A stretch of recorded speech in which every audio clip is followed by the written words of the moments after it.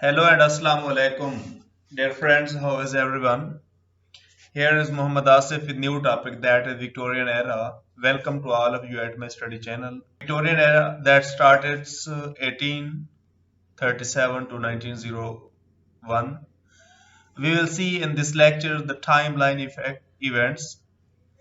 Poets like Tennyson's Browning and Matthew Arnold, novelists Charles Dickens, Emily Bronte, Charlotte Bronte, George Eliot and Thomas Hardy, prose writers like Carlyle and R.L. Stevenson, and the main characteristics of the age. Victorian era की इब्तदा 1837 में होती है जब queen Victoria monarch पे आती है और ये 1901 में एंड होता है जब क्वीन विक्टोरिया की डेथ हुई। यहाँ पर एक और इम्पोर्टेंट पॉइंट नोट करते जाएं और ये लॉन्गेस्ट रेनिंग मोनार्क माना जाता है बिफोर क्वीन एलिजाबेथ सेकंड। 1952 से पहले तक ये लॉन्गेस्ट रेनिंग मोनार्क है, इससे ज्यादा किसी ने की नहीं की। 63 साल 7 मंथ ये रहा है। क्वीन एलिजाबेथ सेकंड 1952 के अंदर क्वीन बनी है और 2022 के अंदर जब उनकी डेथ हुई है ये एरा खत्म होता है। तो यहाँ पर रिकॉर्ड खत्म होता है queen. Timeline events of Victorian era, इसमें हम वो इम्पोर्टेंट इवेंट्स देखेंगे जो विक्टोरियन एज के अंदर वकूफ पजीर हुए हैं।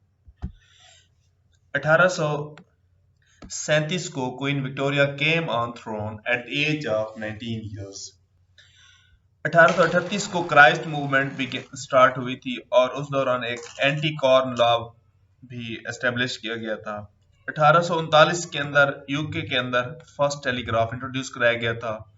1840 में क्वीन विक्टोरिया ने अपने कजन किंग एल्बर्ट से शादी की थी और 1842 के अंदर एक income tax was introduced in England. 1845 से लेकर 52 तक 7 साल के अरसे में, ये जो 7 साल का अरसा है, इस दौरान एक बहुत बड़ा हंगर आया था, फेमाइन आया था, कहत साली आई थी इंग्लैंड के अंदर। 1847 को फैक्ट्री लॉ इंट्रोड्यूस कराया गया था और उस वक्त वीमेन और चिल्ड्रन के लिए वर्किंग आवर्स कम करके 10 घंटे कर दिए गए थे। 1848 को कोलेरा एपिडेमिक आई थी जिसको पेचेस वगैरह कहते हैं। 1851 को लंदन के अंदर फर्स्ट टाइम ग्रेट एग्जीबिशन, बहुत बड़ी नुमाइश की गई थी और 1852 को Queen Victoria and Albert museum open किया गया था। 1853 से 56 तक वार ऑफ रशिया स्टार्ट हुई थी इन यूके के खिलाफ। 1854 को क्राइमियन वार स्टार्टेड हुई थी। 1857 को वार ऑफ इंडिपेंडेंस जो हिंदुस्तान के अंदर हुई थी। 1859 के अंदर बहुत इंपॉर्टेंट वर्क पब्लिश किया गया है चार्ल्स डार्विन का ओरिजिन ऑफ स्पीशीज। 1861 के अंदर किंग एल्बर्ट की डेथ हुई है और 1867 के अंदर सेकंड रिफॉर्म एक्ट इंट्रोड्यूस कराया गया है और इस दौरान राइट फॉर वोट दिया गया है। और इससे पहले एक फर्स्ट एक्ट जो पास हुआ था 1832 को हुआ था।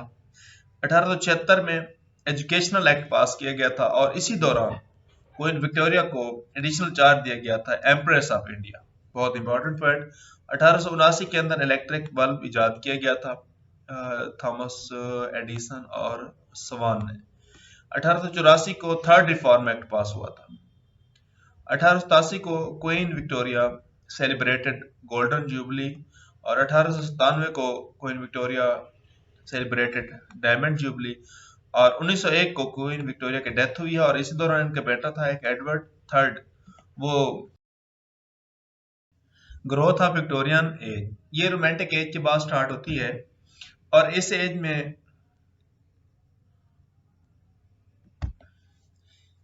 Growth of Victorian age romantic as के बाद स्टार्ट होती है और इस एज ने दो इंपॉर्टेंट रिप्रेजेंटेटिव पोएट्स प्रोड्यूस किए हैं, टेनिसन और ब्राउनिंग। ड्रामेटिस्ट दो इंपॉर्टेंट, जेबी शाह और गॉल्सवर्दी, ये वैसे मॉडर्न एज में भी चले जाते हैं, इनकी बाद में डेथ होती है।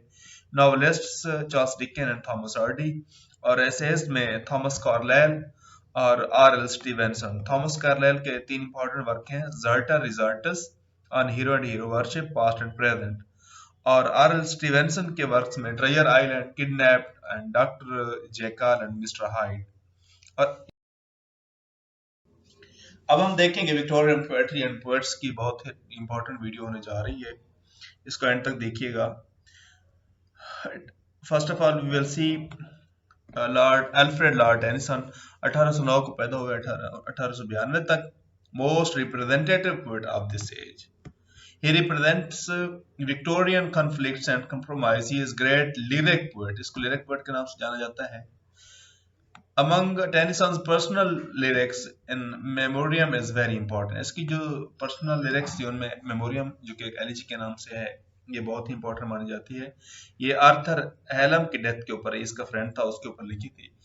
Tennyson is admired as a pictorial artist, poet laureate in 1850, और ये 1850 में पोएट लॉरिएट बने थे जब विलियम वर्ड्सवर्थ की डेथ हुई थी। इसके दूसरे वर्क्स में है the princess in memoriam, maud and the other poems, idylls of the king, the holy grail, queen Mary एक ड्रामा है, lotus eaters, Ulysses, morte d' Arthur, Tiresias, break break break, Timbuctoo, lady of Shalott. Next है Robert Browning, जिसको dramatic monologue के नाम से जाना जाता है। कि ड्रामेटिक मोनोलॉग किसने लिखी थी? Robert browning. 1812 पैदा हुए 1899 तक। इसके दूसरे वर्क्स देखते हैं, पलाइन, स्ट्रेफोर्ड play, सर्डेलो, bells, pomegranates. Bells and pomegranates के नाम से इसने 8 पोएम्स लिखी हैं, 1 2 3 इस तरह 8 तक। पीपा पासिस एक प्ले है, men and women, dramatic personae, the ring and the book, my last duchess, Rabbi Ben Ezra. Next हमारे पास है मैथ्यू आर्नल्ड, बहुत ही इंपॉर्टेंट पोएट। 1822 में पैदा हुआ, 1888 के अंदर इनकी डेथ हुई है। इसको एलिजिक पोएट के नाम से जाना जाता है विक्टोरियन एज का, और इसने 5 मशहूर एलिजीज लिखी हैं, Thyrsis, Rugby chapel, the scholar gypsy, southern night and Westminster Abbey. एक और इसका वर्क है सोराब एंड रुस्तम, और इन्होंने एक क्रिटिकल वर्क लिखा है, कल्चर एंड अनार्की। और नेक्स्ट एक ऐसे है, on the study of the Celtic literature, ऐसे एंड क्रिटिसिज्म, ये इसका प्रोज वर्क है। ये थे इसके पोएट्स विक्टोरियन एज के, बहुत ही इंपॉर्टेंट है, इसको नोट कर लीजिए। नेक्स्ट हम देखेंगे विक्टोरियन नॉवलिस्ट्स एंड नॉवल एंड नॉवलिस्ट्स। इसके अंदर Charles Dickens, Emily Bronte, Charlotte Bronte, George Eliot and Thomas Hardy आते हैं। फर्स्ट ऑफ ऑल हम देखेंगे चार्ल्स डिकन को। जी 1812 में पैदा हुए, 1870 तक। इसको इस एज का बहुत बड़ा नॉवलिस्ट माना जाता है, और ये इंसान की सोसाइटी का एक रियल पिक्चर दिखाता था। इसका एक वर्क है डेविड कॉपरफील्ड, इसको ऑटोबायोग्राफी कहा जाता है इस वर्क को। और इसके दूसरे वर्ष में Pickwick papers, Oliver Twist, Nicholas Nickleby, hard times, a tale of two cities, great expectations and the mystery of Edmund Drood, ये आखिरी वर्क है इसका, अनकम्प्लीट। नेक्स्ट हमारे पास थॉमस हार्डी, 1840 पैदा हुए 1928 तक, और ये जाने जाते हैं, मशहूर नावल है टेस ऑफ डी अर्बरविल्स। ये नावल 1891 के अंदर पब्लिश हुआ था। इसका एक सब टाइटल था अ प्योर वुमेन। दूसरे इसके works, under the greenwood tree, a pair of blue eyes, far from the madding crowd, the mayor of the caster bridge, Jude of the obscure, the return of the native.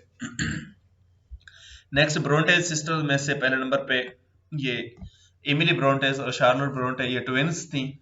1816 में दोनों की पैदाइश है और 1855 के दोनों की डेथ है। एमिली ब्रोंटे ने एक ही नावल लिखा है मशहूर, वदरिंग हाइट के नाम से, और शार्लोट ब्रोंटे के 3 हैं, द प्रोफेसर, जेन आयड, ये ऑटोबायोग्राफिकल है, और शर्ले। जॉर्ज एलियट, जिसका ओरिजिनल नेम है मैरी एन एवन, 1819 में पैदा हुए 1880 तक। इनके वर्क्स में Adam Bede, mill on the floss, Silas Marner, Romola and Middlemarch शामिल है। Characteristics of the Victorianism. इस एज के अंदर रियलिज्म, मॉरल पर्पस, डाउट्स और contradictory faiths and philosophies and idealism, ये 4 खसूसियात इस लिटरेचर के अंदर पाई जाती हैं, इसको नोट कर लीजिएगा। ये थी हमारी आज की वीडियो। होप सो वीडियो अच्छी लगेगी, इसको लाइक कमेंट और शेयर कीजिए।